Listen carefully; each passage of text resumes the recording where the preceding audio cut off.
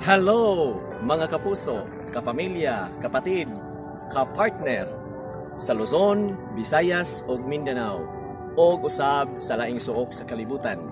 Ako si Reverend Father Dennis Cani Boltron. Buhatag na usab nining atoang hamubo nga pamalandong short reflection sa atoang exercise through faith. Sa atoang kalihukan sa matagadlaw #jogging na pamalandong pa. Anya kita karon sa Uval sa lungsod sa Carmen niining probinsya sa Sugbo.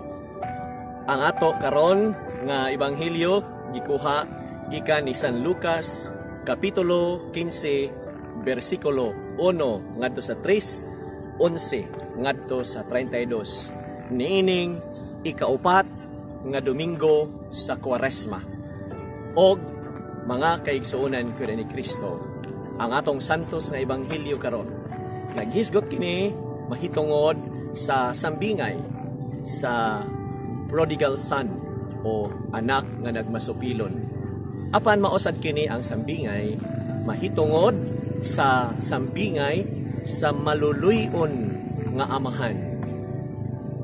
Atong unahon ang maong prodigal son, ang manghod nga diin iyang gipangayo ang iyang katigayunan sa iyang amahan, ang bahin sa iyang katigayunan sa iyang amahan, nga bisan tuod ang iyang amahan buhi pang dako naginhawa pa intawon.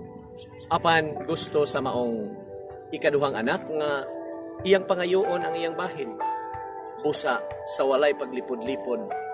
Ang maong amahan mihatag niini ngadto sa iyahang anak. Ug busa unsay atong nadungog sa santos nga ebanghelyo karon, atong nakita nga kiwaldas sa iyang anak ang katigayunan o ang bahin sa katigayunan nga gihatag sa iyang amahan. Nganong iya magiwaldas? Lesson. Iya kining giwaldas tungod kay dili man siya mao naning kamot niini. Mao gyud kana usahay ang mahitabo kanato mga igsoon. Dili ta maka-feel mahitungod og kamahinungdanon sa usa ka butang nga diin gipaningkamutan sa ato ang mga ginikanan. Nga diin tungod kay kini siya nakuha man sa atong ginikanan og kita mismo wala may paghatag og pagbili niini, mao nga atong iwaldas. Di ta maka-feel mahitungod sa kakapoy nga gihatag o gi-exert sa mao nga amahan o sa atong ginikanan. Ikaduha, mga igsoon, ang maguwang nga anak nga diin na nahimo usab siya in some sort of nagmasupilon. Ano man kay di siya makadawat sa iyahang manghod nga diin nibalik ngadto sa sabakan sa iyang amahan nagbasol ulahi nga nakarealize sa iyang sayo og ang maong maguwang nang luod gi-explain pa sa maong amahan nga diin atong dawaton ang imong anak, ang imong manghod. Ngano man kay nawagtang siya apan karon nakaplagan, namatay apan nabuhi. Busa ato siyang dawaton. Kay sa tanang higayon ana amang ka nagauban ka nako. Apan wala mo dawat niini ang maong maguwang. Hinuon siya mga igsoon ni palayo sa amahan. Nindot unta mga igsoon nga ang atong mga ginikanan ang inahanglan ka nag-support nato sa ilang paningkamot na anang nato ang mga yano nga pulong to encourage them ang pagpasibot kanila sa pagpaningkamot gayud to exert an extra effort.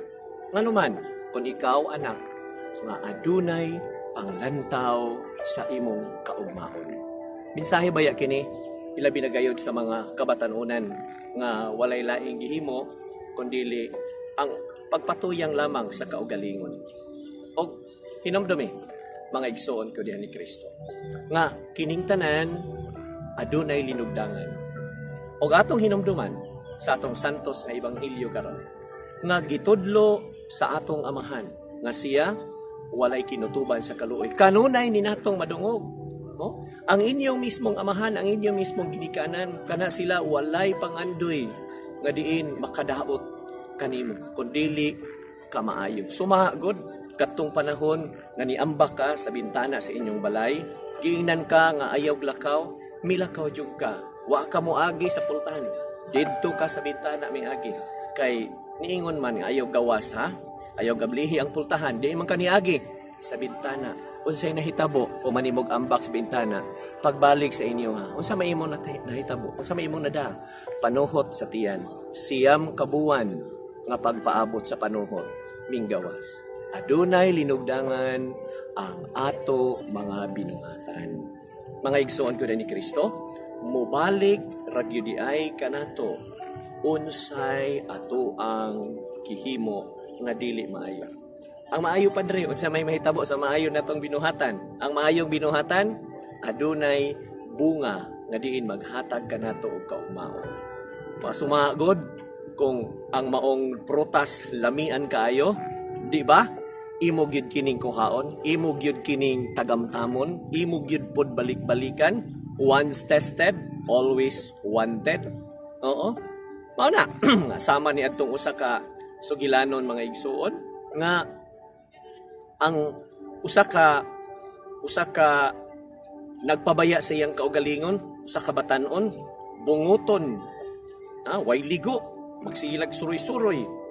Mao nga niduol siya ngadto sa usa ka magdibuho og hitsura, mo drawing sa imong hitsura. Ug unya unsay nahitabo? Duol siya ngadto, lingkod siya gidrawing sa maong tao.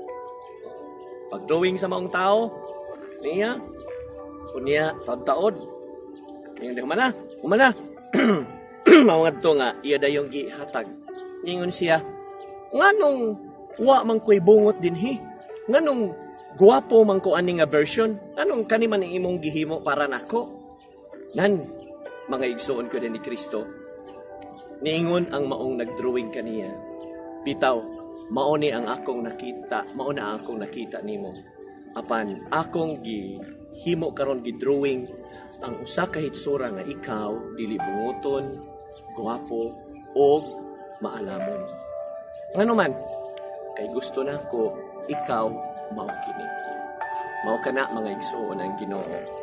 Sa panahon nga ikaw muguba sa imong kaugalingong kinabuhi, ang Ginoo nagsugod sa pagtukod niini ug nagsugod siya sa pagbag-o sa imong kaugalingon. Mao kanay tuyo sa atong amahan, alang kanato. Mao nay tuyo usab sa atong ginikanan.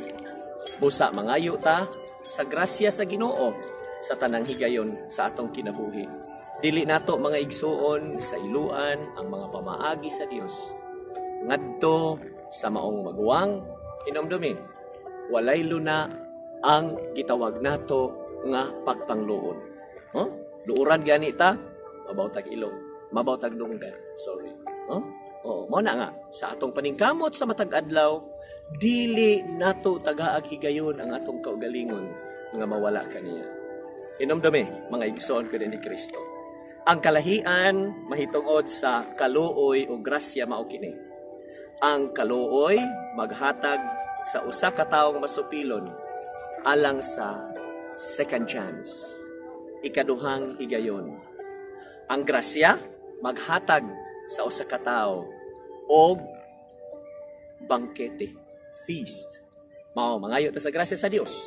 Mga igsoon ko din ni Kristo. Ganining ika-upat nga Domingo sa Kwaresma, ato untang matultulan ang kaluoy sa Ginoo nga walay kinutuban. The divine mercy. Because we can't fathom the mercy and the generosity of God. Let's go back to Him. Mubalik ta kaniya. Ug atong dawaton ang Dios sa dako nato nga kaabli, sa kasing-kasing, sa kamot ug sa langutan. Ako, mangingon kaninyo, jogging na, pamalandong pa. Ay, kanato karon, ilabi na gayod sa atong mga siklista, sa atong nag-bicycle, no? O karon sa nag-jogging, sa kadalanan, no? Hinahinay lang ta, ha? Sa mga park diha, hinahinay lang po ta. O salamat kaayo, niining mong kay gayunan, kay wag yun mag-uwan, Ginoo magauban ka nato sa tanan higayon. God bless.